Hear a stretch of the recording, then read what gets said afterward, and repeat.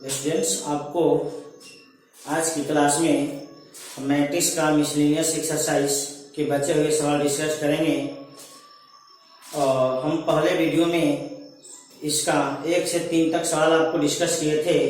आप लोग मिसलेनियस का फर्स्ट वीडियो देख करके आप लोग पहले 3 सवाल को उसमें देख सकते हैं।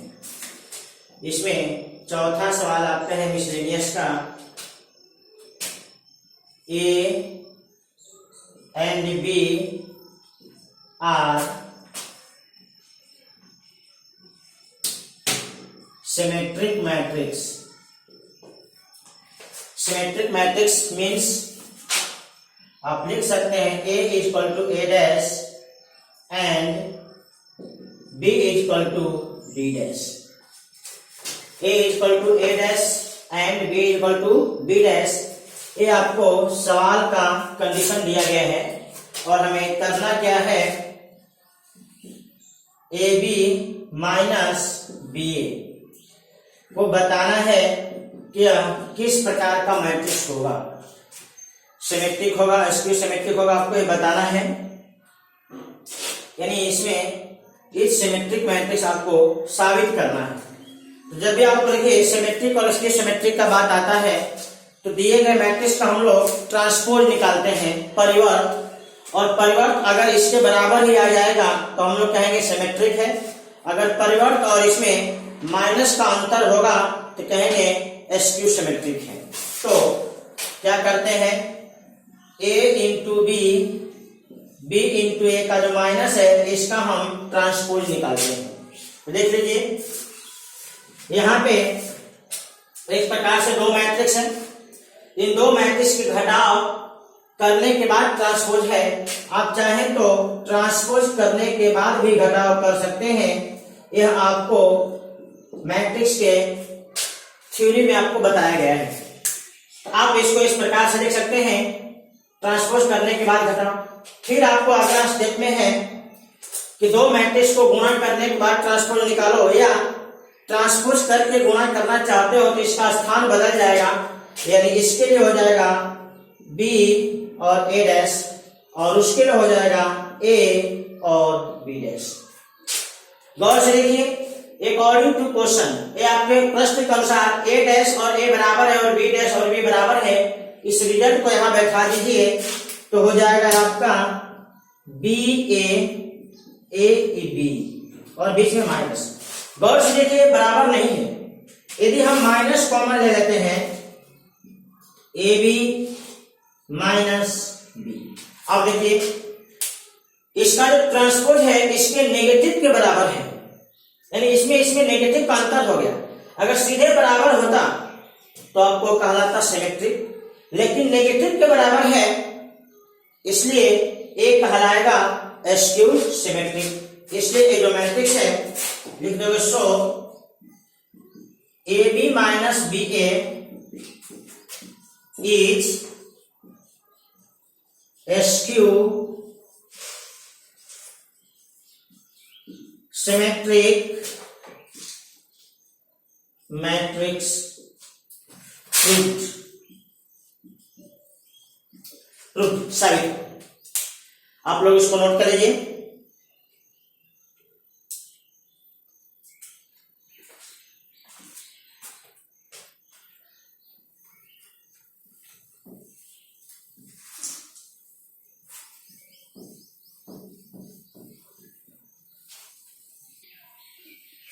यह मैट्रिक्स सिमेट्रिक और स्क्यू सिमेट्रिक दोनों हो सकता है। यह निर्भर करेगा ए पर। अगर ए आपका सिमेट्रिक है, ए मैट्रिक्स जो है तीनों का प्रोडक्ट आपको सिमेट्रिक होगा। यदि ए स्क्यू सिमेट्रिक है तो यह आपका स्क्यू सिमेट्रिक होगा। यानी इसका सिमेट्रिक और स्क्यू सिमेट्रिक ए पर निर्भर करेगा। चलिए हम सबसे पहले सिमेट्रिक और स्क्यू सिमेट्रिक जब भी बात किया जाता है हम उसका ट्रांसपोज निकाल लेते हैं। तो इस दिए गए मैट्रिक्स का ट्रांसपोज निकालना चाहते हैं और फिर देखना चाहते हैं कि इसके ट्रांसपोज का रिजल्ट कैसे कैसे आपको बदल रहा है। चलिए तो यहाँ पे 3 मैट्रिक्स हैं, हम इसे 2 मैट्रिक्स के मल्टीप्लिकेशन में चेंज कर देते हैं। बी डैश को किनारा कर लीजिए और ए इंटू बी कर लीजिए और इस प्रकार से। अभी अभी हम देखे हैं जैसे दो मैट्रिक्स का मल्टीप्लिकेशन हो गया उसके बाद ट्रांसपोज है तो स्थान बदल जाएगा, पहले वाला बाद में और बाद वाला पहले हो जाएगा। यहाँ पे यही कंसेप्ट लगेगा, ए इंटू बी का ट्रांसपोज, बी का ट्रांसपोज और ए का ट्रांसपोज ऐसे हो जाएगा। दो मैट्रिक्स को गुणा करने के बाद ट्रांसपोज करो या ट्रांसपोज करने के बाद गुणा करना चाहते हो तो पोजीशन बदल जाएगा। सेम ही कंसेप्ट आपको यहाँ पे अप्लाई कर देना है।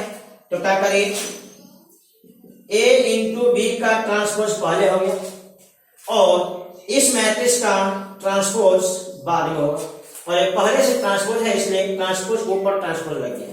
अब यहाँ पे किसी मैट्रिक्स का दो बार ट्रांसपोज करोगे तो आपको बताया गया थ्योरी में कि वह उसी के बराबर हो जाता है, तो ए तो बी हो जाएगा। अब यहां पे पुनः यही नोट तो हो जाएगा ए का डैश, तो इसका ट्रांसपोज यहां आ गया। अब इस रिजल्ट में अगर ए का ट्रांसपोज ए के बराबर हो जाए तो फिर ये दोनों बराबर हो जाए और नेगेटिव के बराबर होगा तो माइनस आपको बाहर हो जाएगा। तो लिखेंगे when A is equal to A dash, जब A और A डैश यानी A सिमेट्रिक होगा देन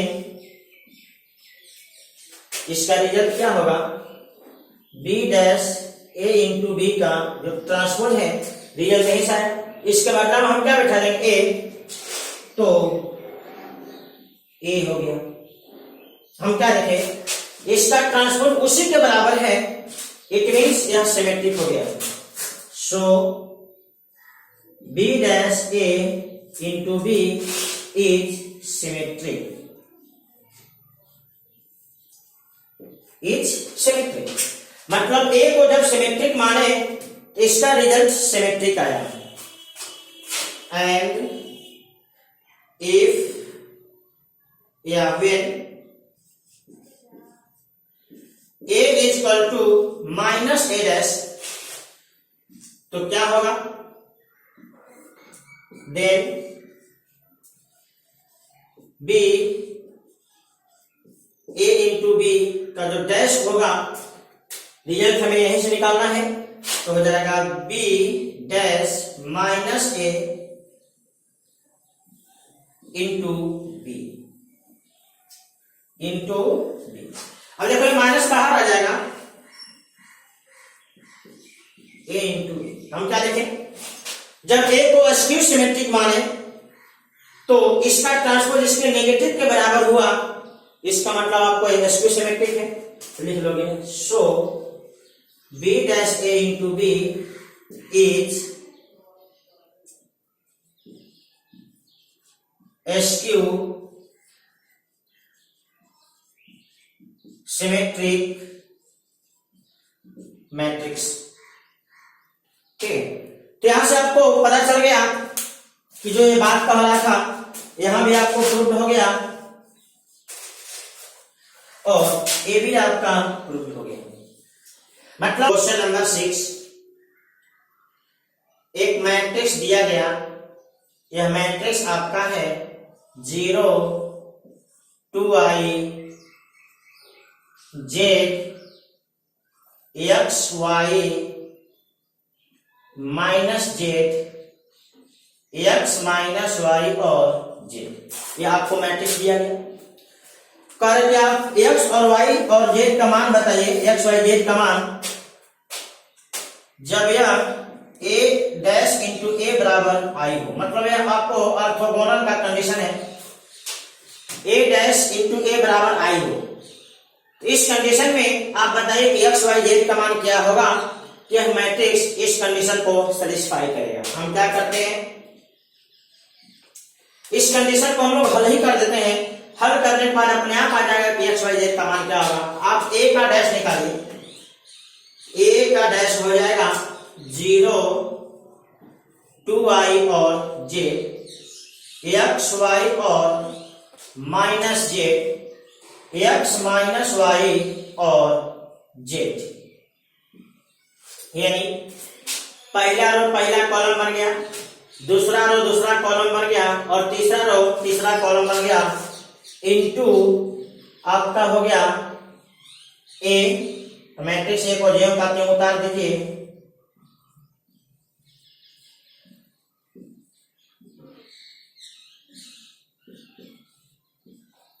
और आइडेंटिटी मैट्रिक्स ए हो। अब देखिए यहाँ पे सिंपल आपको मैट्रिक्स का मल्टीप्लिकेशन है। आप जानते हैं कि पहले वाले से रो लिया जाता है और बाद वाले से कॉलम लिया जाता है। आप पहला कॉलम लीजिए और सभी रो में गुणा करिए, तो आपको रिजल्ट में मिलेगा 0, एक्स स्क्वायर और एक्स स्क्वायर। फिर इधर आ जाइए, दूसरा रो में गुणा करिए तो 0 x y minus x y. इसमें गुणा करिए 0 माइनस एक्स जेड और प्लस एक्स जेड। ये दोनों का काम खत्म हो गया। चलिए आप दूसरे कॉलम को चुनिए और पुनः आप पहला दूसरा तीसरा रो में गुणा करिए, तो हो जाएगा 0 2 एक्स वाई और खाली एक्स वाई और माइनस वाई एक्स। नीचे आ जाइए तो हो जाएगा 4y स्क्वायर वाई स्क्वायर और वाई स्क्वायर। लास्ट में आ जाइए 2zy माइनसzy माइनस zy। फाइनली आपका सब कट ही जाएगा, खाली डायगोनल बचेगा। आप तीसरा कॉलम ले लीजिए और पुनः आप सब में गुणा करिए, तो 0 माइनस में एक्स जेड और प्लस में एक्स जेड। अगला 2yz माइनस वाई जेड और माइनस वाई जेड।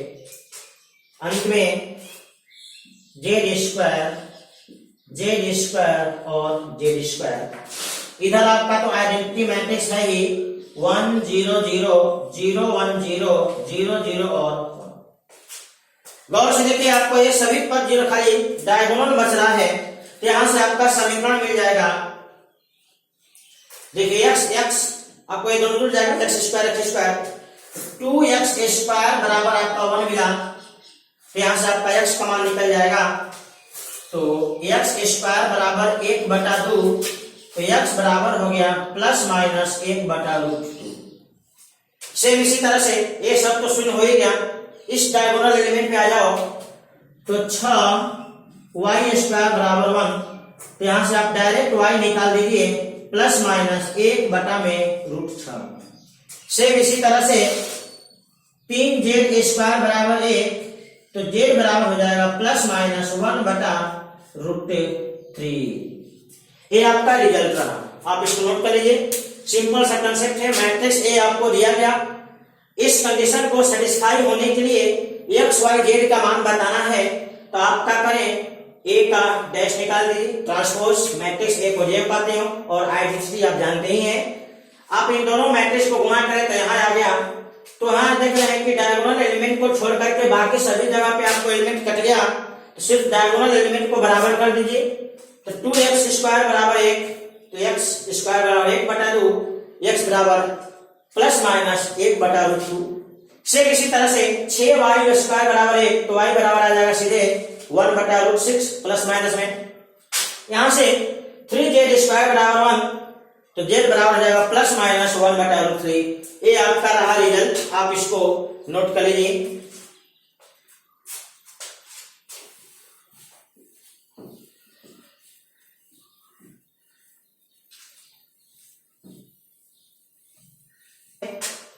देखिए इस मैट्रिक्स का इस मैट्रिक्स में गुणा करिए, इधर से रो इधर से कॉलम, तो आपको मिलेगा पहला कॉलम का गुणा पहला रो में करिए तो हो जाएगा 1 प्लस 4 प्लस 1। एक ही रो बनेगा, इसमें एक ही रो बनेगा और 3 कॉलम बनेगा, तो 1 प्लस 4 प्लस 1 पहला कॉलम का पहला रो में गुणा हो गया, और कोई रो है नहीं। अब दूसरे कॉलम का पहला रो में गुणा करो तो 2 प्लस 0 प्लस 0। अब तीसरे कॉलम का गुणा करिए तो 0 2 और 2, और इधर आपका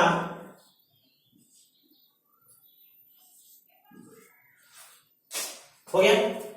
अब कैलकुलेट करिए, आपको एक रो एक कॉलम गुणा कर लीजिए, इधर तो आपका 0 है, देखिए 6 है, 6 गुणे 0 0, 2 गुणे 2 4, 4 गुणे x 4x, और आपका 0। ठीक है, यहां से आ गया आपको 4x बराबर -4, x बराबर -1, ये आपका रहा आंसर। ठीक है, अब इसके रिजल्ट में सिर्फ एक ही एलिमेंट बना और उधर आपको एक एलिमेंट है, एक तरह से मैट्रिक्स समझ सकते हो। तो ये आपका रिजल्ट x बराबर -1, मतलब x का मान -1 बैठा देने पे आप इन तीनों मैट्रिक्स का गुणा करोगे तो 0 हो जाएगा। नोट कर लीजिए।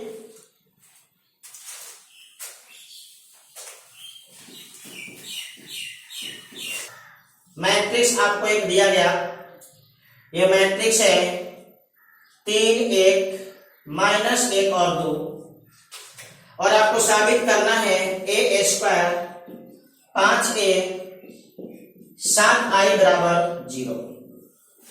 देखिए, इस तरह का सवाल आपको डिस्कस किया गया है मेरे प्रीवियस वीडियो में। यदि आप वीडियो देखते हैं 3.3 एक्सरसाइज का सॉल्यूशन, एनसीईआरटी के 3.3 एक्सरसाइज का सॉल्यूशन, तो इस प्रकार का सवाल आपको डिस्कस किया गया है। आप उस वीडियो को देख करके इसका सॉल्यूशन समझ सकते हैं। क्वेश्चन नंबर 9 आपको दिया गया x -5 -1 एक मैट्रिक्स है।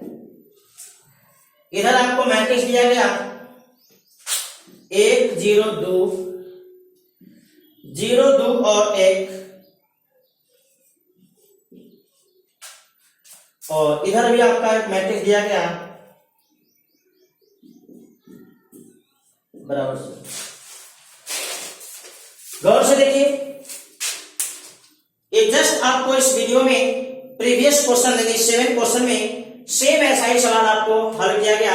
वहां भी आपको एक समीकरण बनना था और समीकरण को हल करके हम रिजल्ट निकाले थे। चलिए इसको हल कर लेते हैं। तो क्या करिए, इस मैट्रिक्स का इस मैट्रिक्स में गुणा करिए, तो पहला कॉलम का गुणा इस रो में करिए तो मिलेगा आपका x 0 -2। दूसरे कॉलम का गुणा करिए तो 0 हो जाएगा, -10 हो जाएगा और 0 हो जाएगा। तीसरे कॉलम का गुणा करिए तो हो जाएगा 2x -5 -3, और इधर जो मैट्रिक्स है x 4 1 और इधर 0। अब क्या करिए, एक रो एक कॉलम है, गुणा कर लीजिए। देखिए यहाँ पे गुणा करेंगे तो आएगा x का गुणा करना है x² -2x, x² -2x। 4 का इसमें गुणा करिए तो हो जाएगा -40। 1 का इसमें गुणा करिए तो 2x, और ये -5 -3 बराबर। एक समीकरण बन गया, आप इसको हल कर लीजिए। देखिए आपका एक कट गया और हो गया x² बराबर -48, यानी x² बराबर हो गया 48। तो x का मान हो गया ±√48। आप इसको लिख लीजिए, आप लिख सकते हैं 16 3 48 मतलब 4 निकल जाएगा, तो ±4√3, ये आपका रहा रिजल्ट। नोट करिए इसको।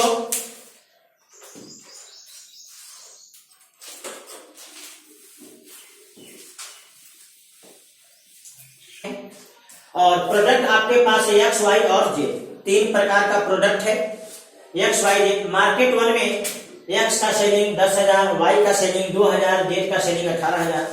मार्केट 2 में इसका सेलिंग 6,000, इसका 20,000, इसका 8,000। अब इसमें आपको पूछा गया है इफ यूनिट सेल प्राइस, इसका प्राइस दिया गया है, तो हम क्या करते हैं, मैट्रिक्स ए में हम प्रोडक्ट का संख्या लिख देते हैं। प्रोडक्ट का संख्या हो गया मार्केट 1 में 10,000, ये 2,000 और ये 18,000। फिर आपका मार्केट 2 में 6,000,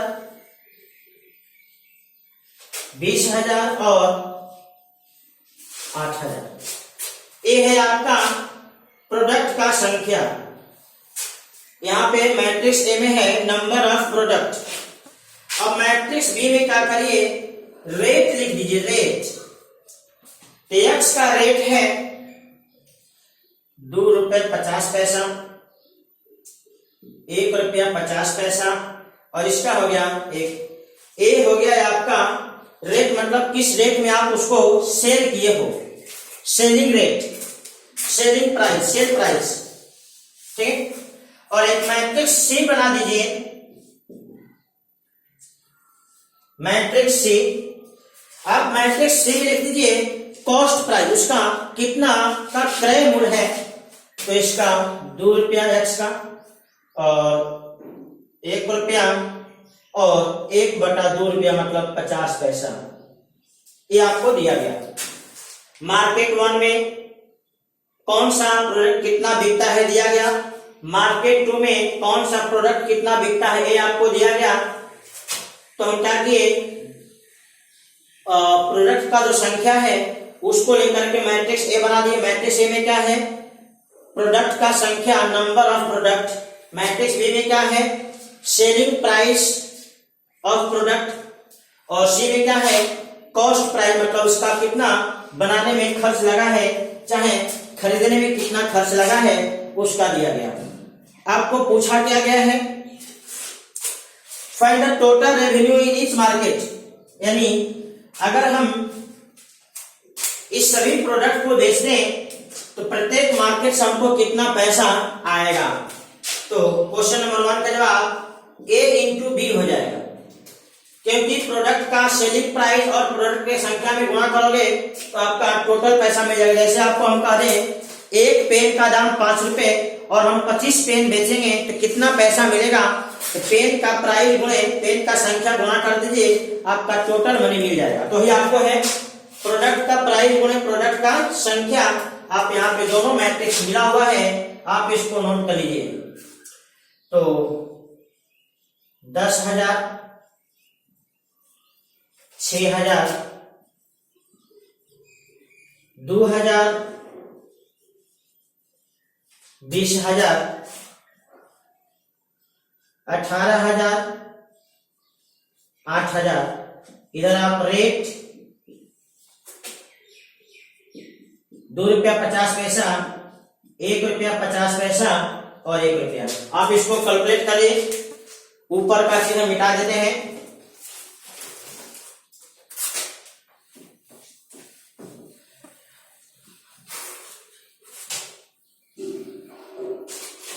इसका रिजल्ट ए इंटू बी का आपको आएगा, पहला कॉलम का पहला रो में गुणा करिए तो हो जाएगा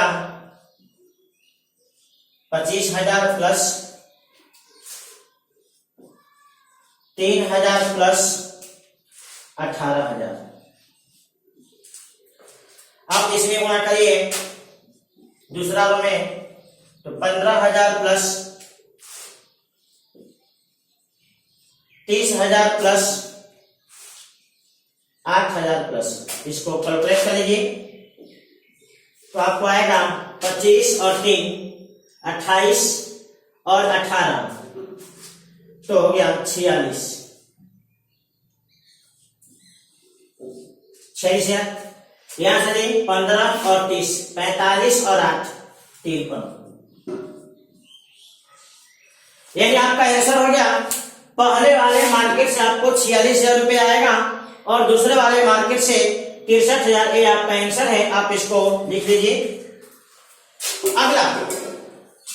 अगला आपसे पूछा गया प्रॉफिट कितना होगा। ग्रॉस प्रॉफिट, प्रॉफिट कितना होगा, तो प्रॉफिट है आपको, तो पैसा आया ए निकल गया, पैसा कितना खर्च हुआ ए निकालना है, तो पैसा कितना खर्च होगा इसके लिए हम लोग निकालेंगे ए इंटू सी। इसका बनाने में खर्च और उसका संख्या यानी कॉस्ट प्राइस और उसके प्रोडक्ट के संख्या से मल्टीप्लाई कर देंगे, तो यहाँ पे सी का गुणा कर दीजिए, 2 1 और 1/2, इसे मिटा देते हैं,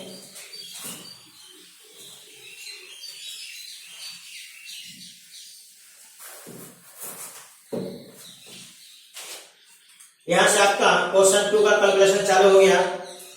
तो कैलकुलेट करिए, आएगा 20,000 प्लस 2,000 प्लस 9,000, इसमें आ जाइए 12,000 प्लस 20,000 प्लस 4,000।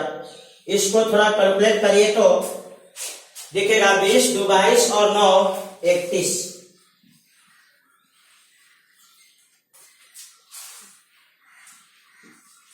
इसमें 12 और 20 32 और 4 36। इसलिए नेट ग्रॉस प्रॉफिट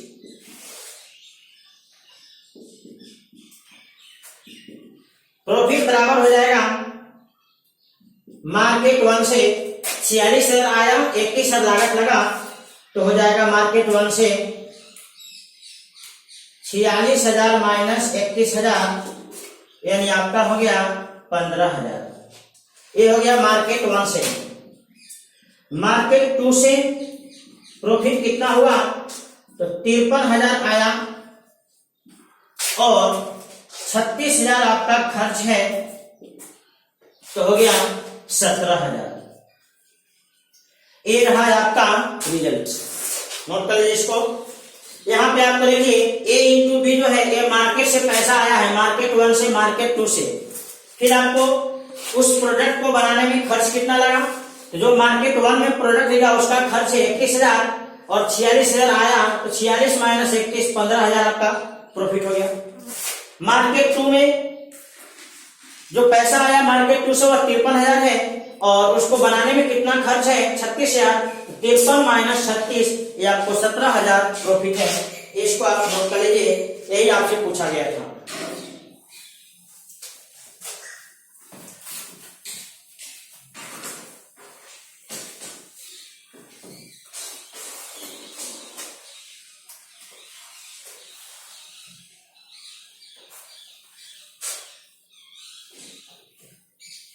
तो मैट्रिक्स x गुणे ए मैट्रिक्स, इन दोनों का रिजल्ट इस मैट्रिक्स के बराबर है, तो बताना है कि मैट्रिक्स x क्या होगा।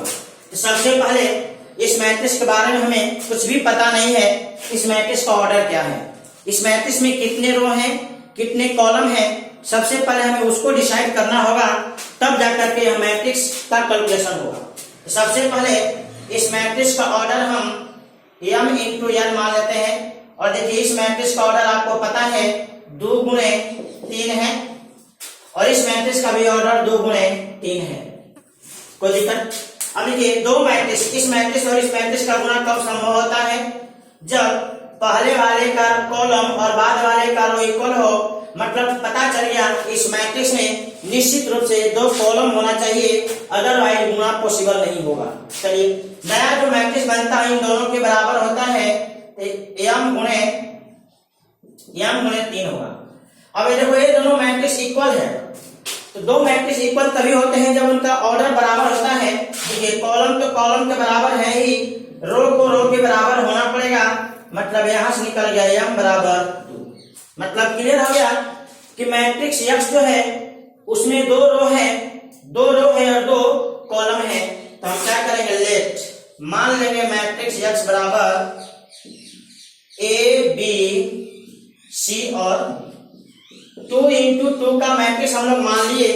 अब इसी मैट्रिक्स में अगर हम A B C का मान निकाल दें तो मैट्रिक्स आपका एक्स क्लियर हो जाएगा। तो अब क्या करते हैं,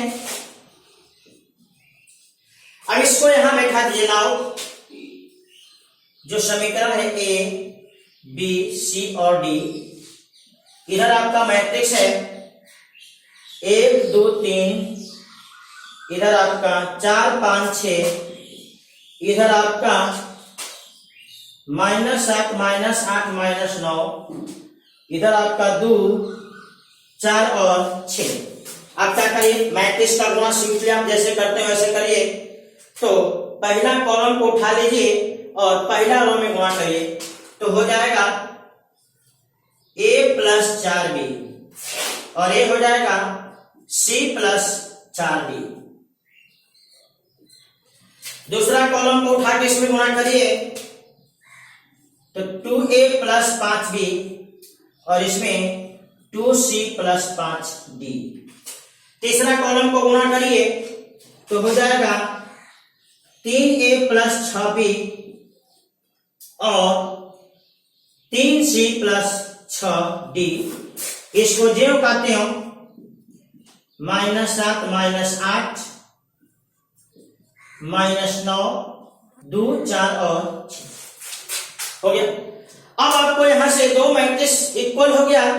तो आप दो मैट्रिक्स इक्वल का कंडीशन जानते हैं, क्या होता है, उसके करस्पॉन्डिंग एलिमेंट को हम लोग बराबर करके हल कर लेते हैं। आप यहां तक नोट करिए, ऊपर वाले को हम मिटा दे रहे हैं।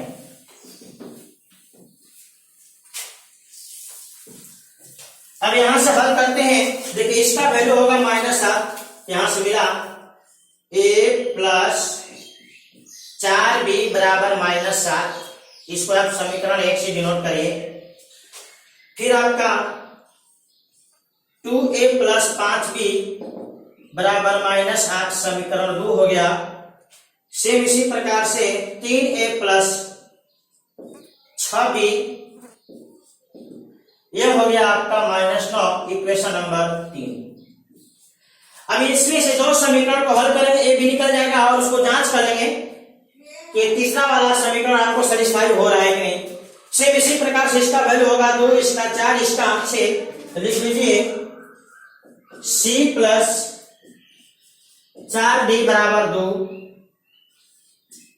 2c + 5d बराबर 4 और यहां हो गया 3c + 6d बराबर 6। यहां से भी आपको 3 समीकरण बना, चौथा, पांचवा और छठवां। इन 3 समीकरण को हल करेंगे, उधर से c और d निकलेगा, यहां से a और b निकल जाएगा। इसको मिटा देते हैं।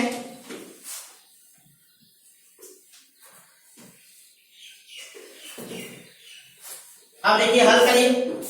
आप पहला और दूसरा समीकरण को हल करने के लिए पहला समीकरण में 2 से गुणा करिए और पहले वाले में 2 से गुणा करके दूसरे वाले को घटाना है। तो पहले वाले में 2 से गुणा करिए, तो 2a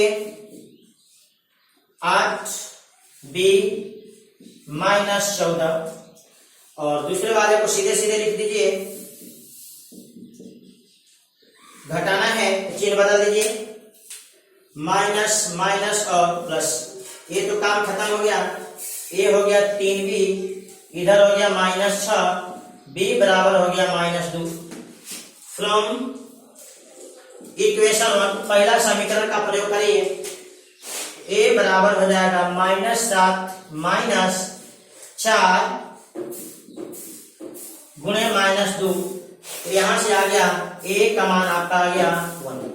आप इस वैल्यू को यहां जांच कर लीजिए। तो a का मान 1 बैठाएंगे तो 3 और b का मान बैठाएंगे -2 तो -12, तो -12 और +3 आपका -9 सही है। मतलब a का मान 1 आ गया और b का मान -2। सेम इसी प्रकार से यहाँ पे समीकरण 4 में 2 से गुणा और समीकरण 5 को घटा दीजिए। तो लिख लीजिए 2c 8d और ये हो गया 4 और इसको जो कहते हैं लिखिए 2c 5d और 4। कैलकुलेट करिए तो घटाना है, ये तो काम खत्म हो गया। इधर आ गया -d, इधर आ गया 0। ठीक, यानी d बराबर हो गया आपका 0। अब d का मान आप बैठा दीजिए किसी में, तो फ्रॉम इक्वेशन 4, तो c का मान हो गया 2। आप c का मान 2 बैठाइए और d का मान 0 बैठाइए, आपको छठवां समीकरण भी सेटिस्फाई हो रहा है। फाइनली लिख देंगे a बराबर 1, b बराबर -2, c बराबर 2 और d बराबर 0। ये रहा है आपका रिजल्ट। तो सिंपल सा है, आप समीकरण हल कर दिए, रिजल्ट आपका दिखने लगा। ए और बी दो मैट्रिक्स है और वो ऐसा मैट्रिक्स है कि a इंटू बी और b इंटू ए बराबर है। इसमें दो सवाल साबित करना है। a इंटू बी के पावर n बराबर होगा b के पावर n इंटू ए, और यहाँ पे a इंटू बी के पावर n बराबर होगा a के पावर n इंटू बी के पावर n। इस दो सवाल को आपको बनाना है और यहाँ पे दिया गया है मैथमेटिकल इंडक्शन का यूज करना है, इंडक्शन मेथड से चलना है। चलिए इंडक्शन मेथड में चलने के लिए हम लोग सबसे पहले फर्स्ट सवाल को लेते हैं। इंडक्शन मेथड से बनाने के लिए जिसको साबित करना होता है, जिस स्टेटमेंट को, उसे हम Pn मान लेते हैं, इसे Pn से सूचित कर देते हैं।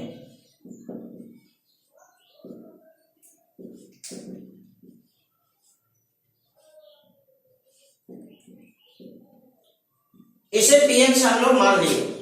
अब Pn से मानने के बाद हम क्या करते हैं, पुट n बराबर 1, n बराबर 1 रखते हैं और इसको जांच करते हैं कि दोनों साइड का रिजल्ट इक्वल है कि नहीं। आपका P1 मिलेगा, b के पावर 1 बैठाना है, a इंटू बी के पावर 1 और b के पावर 1 इंटू ए। देखिए यह एक सही रिजल्ट आया क्योंकि सवाल में आपको दिया गया है कि a इंटू बी और b इंटू ए बराबर है। ऐसे जनरली होता नहीं है, लेकिन यहाँ पे आपको मान के चलना है कि a इंटू बी और b इंटू ए बराबर है, मतलब यह बराबर आया, यानी इसमें एक बैठाने पे यह रिजल्ट सही रिजल्ट दिया, इसलिए कहेंगे इज ट्रू, यह सत्य है। n बराबर 1 बैठाने से यह सत्य रिजल्ट यानी सही रिजल्ट दिया, इसलिए हम लोग कह देंगे P1 is true, P1 is true, P1 सत्य है। अब P1 को सत्य होने के बाद हम इसको m पर सत्य मान लेते हैं। तो लेट Pm इज ट्रू। जब Pm इज ट्रू हो जाएगा तो जहां जहां n वहां m बैठा दीजिए, तो हो जाएगा a b के पावर m, b के पावर m इंटू ए। यह एक रिजल्ट है जिसको इक्वेशन नंबर 1 से सूचित कर देते हैं, यही आपका Pm है। अब इस रिजल्ट को हम लोग बाद में यूज करेंगे। अब करेंगे क्या, नाउ हम Pm प्लस 1 निकालते हैं। Pm प्लस 1 कैसे निकलेगा, a इंटू बी के पावर m प्लस 1 बराबर b के पावर m प्लस 1 इंटू ए। अब इस बात को आपको सही साबित करना है। अगर आप इसको सही साबित कर देते हैं तो यह रिजल्ट सभी प्राकृतिक संख्या के लिए सही हो जाएगा। अब हम क्या करेंगे, इसको सही साबित करने के लिए लेफ्ट साइड उठाएंगे और राइट साइड के पास पहुंच जाएंगे। लेफ्ट से राइट अगर पहुंच जाएंगे तो यह सही साबित हो जाएगा। तो अब मिटाते हैं ऊपर वाला सब चीज।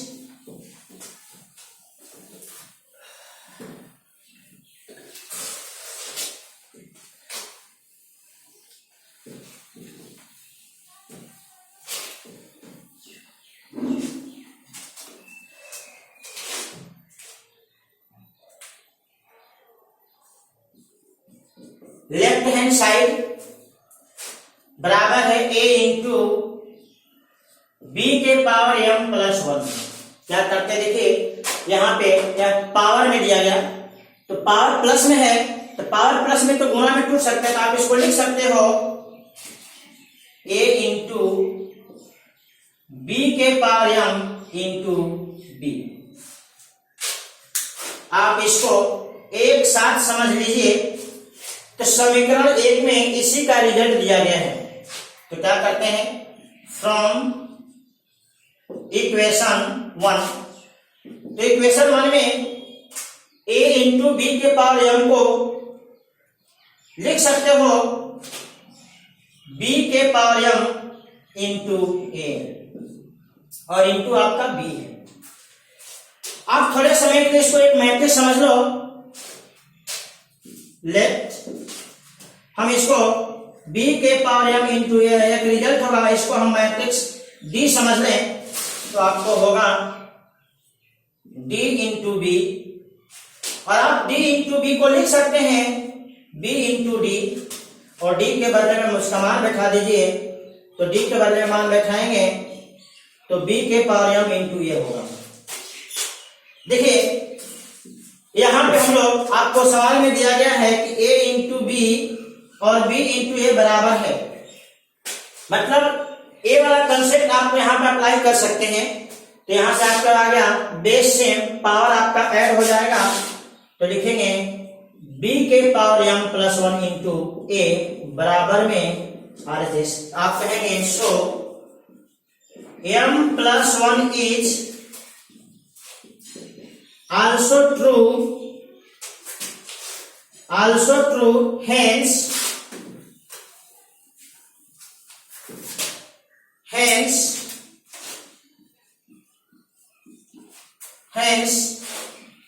Pn is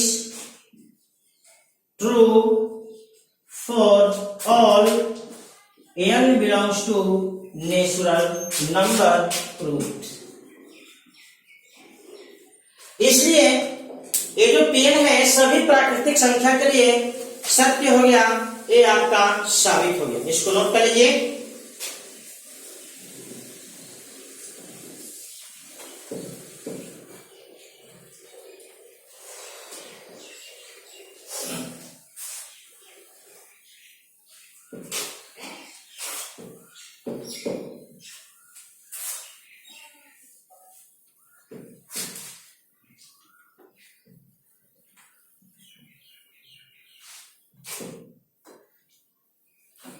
इसका अब सेकेंड क्वेश्चन पे आ जाइए। तो सेकेंड क्वेश्चन है आपका a इंटू बी के पावर n, a के पावर n इंटू बी के पावर n। आपको इसे साबित करना है, हम इसको Pn मान लेते हैं। सेम वही बात, पुट n बराबर 1, आप n बराबर 1 बैठा दीजिए तो P1 क्या मिलेगा, a इंटू बी के पावर 1, a के पावर 1 और b के पावर 1। देखिए पावर 1 1 से कोई फर्क नहीं पड़ता है, और यह एक सही रिजल्ट आया तो लिख लो इज ट्रू। इज ट्रू का मतलब यह एक सही रिजल्ट है, इसलिए P1 इज ट्रू। अब देखो P1 ट्रू होने के बाद हम लोग मान लेते हैं कि Pm इज ट्रू। जब Pm ट्रू है तो Pm के रिजल्ट को यहां लिख लो a इंटू बी के पावर m, a के पावर m और b के पावर m। यह एक समीकरण बन गया। नाउ Pm प्लस 1 को कैलकुलेट करो तो आपका हो जाएगा a इंटू बी का पावर m प्लस 1 बराबर में इधर a के power m plus 1 into B के पावर m प्लस 1। आपको इसे सही साबित करना है। अब क्या करते हैं, इसके लेफ्ट हैंड साइड को हम लोग लेकर के आगे बढ़ते हैं। लेफ्ट हैंड साइड में है a इंटू बी के पावर m प्लस 1। अब देखिए पावर में प्लस है, आप इसको चाहें तो लिख सकते हैं a इंटू बी के power m into A B का पावर। आप यहाँ पे इक्वेशन 1 का प्रयोग कर दीजिए, तो लिख दीजिए फ्रॉम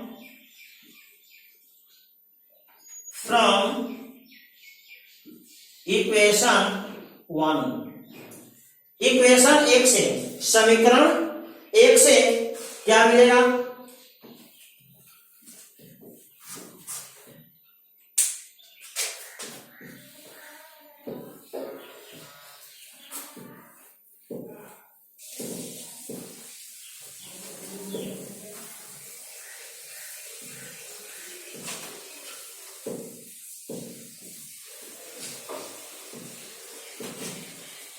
समीकरण 1 से क्या मिलेगा?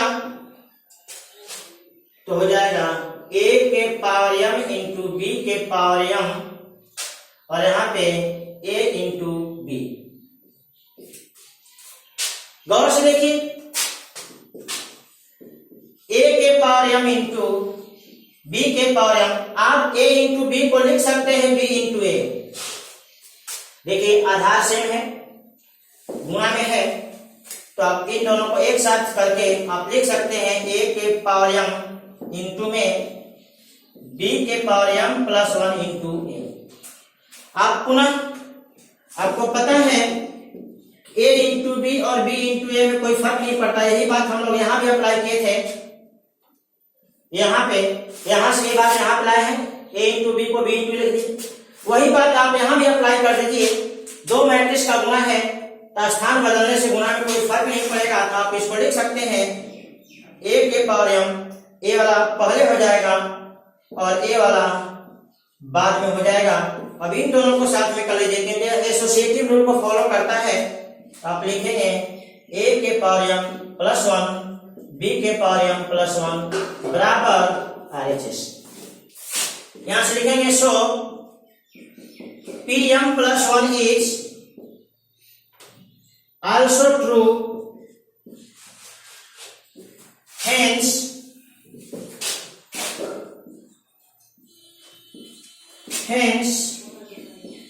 Pn is true for all n belongs to natural number group।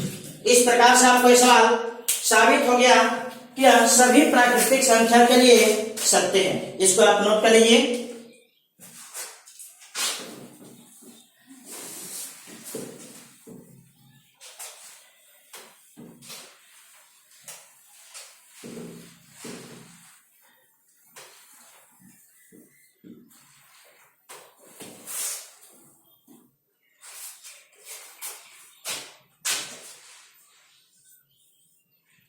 Question number 13, एक मैट्रिक्स दिया गया अल्फा बीटा गामा और माइनस अल्फा। क्वेश्चन नंबर 13, एक मैट्रिक्स दिया गया अल्फा बीटा गामा और माइनस अल्फा, और यहां लिखा है कि a का स्क्वायर बराबर i है। तो क्या करिए, मैट्रिक्स a को आप गुणा कर लीजिए, और आइडेंटिटी आप जानते ही हैं क्या होता है, alpha beta gamma minus alpha. Alpha beta gamma और माइनस अल्फा गुणा करने का टेक्निक, पहले वाले से रो और बाद वाले से कॉलम।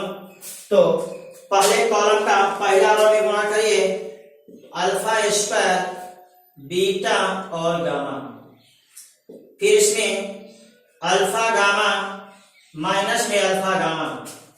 दूसरे कॉलम को गुणा करिए alpha beta minus alpha beta. यहां आ जाइए बीटा गामा और अल्फा स्क्वायर, इधर आ जाइए 1 0 0 और 1। यहां से देखिए ये सब तो कट ही गया, सिर्फ डायगोनल एलिमेंट का मान 1 होगा, तो यहां से रिजल्ट आपका आएगा, इसलिए alpha square plus beta gamma बराबर 1। आप इस प्रकार का ऑप्शन इसमें खोज लीजिए, तो ऑप्शन में आपका मिलेगा, सबको उधर ही भेज दिया है, तो 1 माइनस अल्फा स्क्वायर माइनस में बीटा स्क्वायर बराबर 0। Option number C, option number C आपका यही है, ये आपका रिजल्ट हो जाएगा क्वेश्चन नंबर 13 का। नोट कर लीजिए इसको।